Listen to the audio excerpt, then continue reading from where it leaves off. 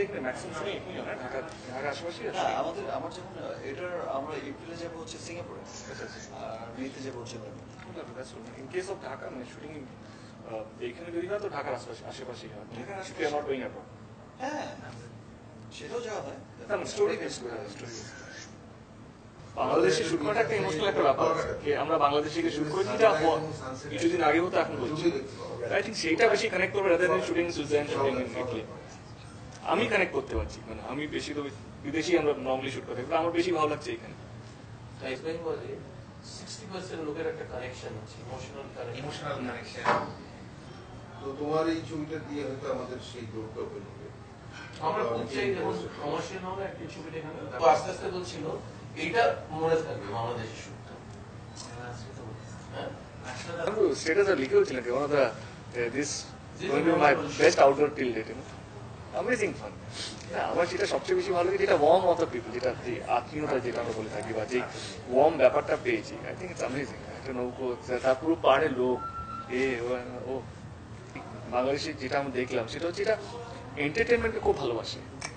এই যে কোনো ফর্ম অফ এন্টারটেনমেন্ট, যেটা হয়তো গান হতে পারে বা অ্যাক্টিং হতে পারে, ছবি হতে পারে, সেইটাকে অ্যাপ্রিসিয়েট করার জন্য একটা দর্শক চাই, সেটা প্রচুর আছে বাংলাদেশে। সেটা আই থিঙ্ক সেই পার্সেন্টেজটা আমাদের পশ্চিমবঙ্গ থেকে বেশি আছে। মাঝখানে একটা ক্রাইসিস পিরিয়ড গেল আমাদের প্রায় 5-6 বছর। আমাদের কিছু স্টার ফল ডাউন করলো, কিছু স্টার মারা গেল, কিছু স্টার ফিল্ম ছেড়ে চলে গেল। মানে গোটা ইন্ডাস্ট্রিটা কি হলো যে একটা ফাঁকা হয়ে গেল, একদম মেধা শূন্য হয়ে গেল, আর একটা ভালগারিজমের একটা ব্যাপার আমাদের ইন্ডাস্ট্রিতে কিন্তু ছিল। তখন ভালো ভালো প্রোডাকশন হাউস যারা ছিল, যেমন আমাদের আনন্দমালা সিনেমা ছিল সুবর্ণরঞ্জন ঘোষদের, তারপর আরো ভালো ভালো প্রোডাকশন যারা ছিল, শাবানা ম্যাডামরা ছিল, প্রোডাকশনগুলো অফ হয়ে গেল সবাই আর কি। বিষয়টা অনেক কেমন হয়ে গেল ইন্ডাস্ট্রিটা। তারপর বেশ লম্বা 5-6 বছরের একটা খুব ক্রাইসিস পিরিয়ড গেল। মারা গেছে মান্না ভাই, তো মান্না ভাই এরা সকলে তখন একটা আন্দোলনের মধ্যে এই ভালগারিজমটাকে তোমার ভ্যানিশ করলো, সরকার একটা ভালো আইন করে দিল। তখন তো ইন্ডাস্ট্রি শূন্য হয়ে গেছে। আগে যখন আজ থেকে তোমার 15 বছর আগে আমাদের এখানে সিনেমা হতো 1.5 কোটি প্লাস, এমন 1.5 কোটি প্লাস, মানে নর্মাল একটা সিনেমা বানাতে গেলে একটু ভালো আর্টিস্ট নিয়ে 1.5 কোটি প্লাস এরকম। তো সেটা কিন্তু তখন চলে আসলো 50 লাখসে ওই ভালগারিজমের সময়।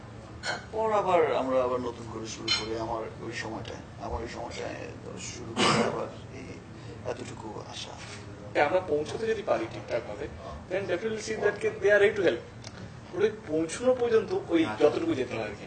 আমি যদি আপনার কাছে আছি, দাদা আমাকে এটা লাগে, আপনি না বলবেন না, কিন্তু এই যে আপনার কাছে আসা পর্যন্ত যে জানি আমাকে সেটা আমাকে এটা মানে ওইটাই আমাকে হয়, ওইটুকু মাত্র ডিস্টেন্সটা।